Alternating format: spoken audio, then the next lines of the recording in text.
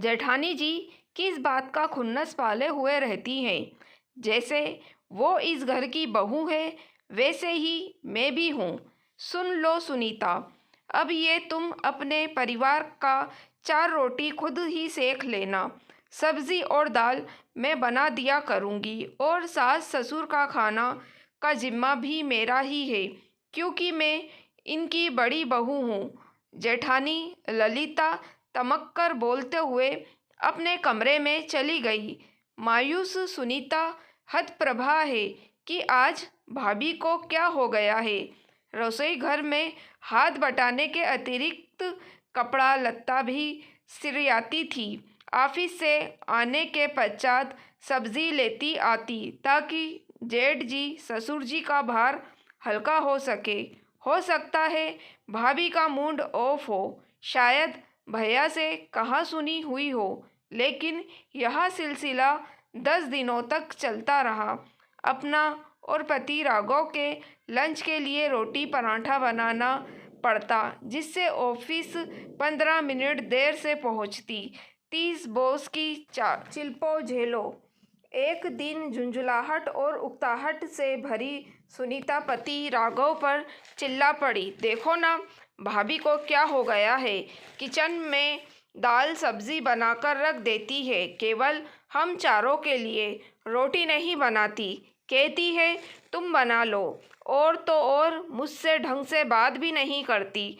पता नहीं किस बात का खुन्नस पाले हुए रहती है। जैसे वो इस घर की बहू है, वैसे मैं भी हूँ, तो क्या वो हम पर रोब झाड़ेगी? हद है।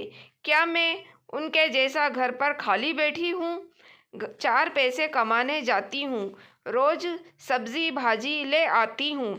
अब बताओ क्या रंज है उनको? देखो सुनीता, इस बारे में तुम सीधे सीधे बड़ी भाभी से बात कर लो। राघव पल्ला झाड़ता हुआ कमरे से निकल गया।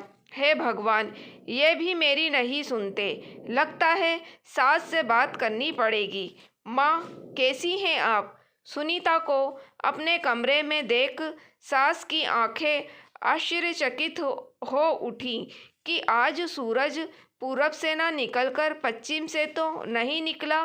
क्या हुआ बहू? माँ, बड़की भाभी को क्या हुआ है?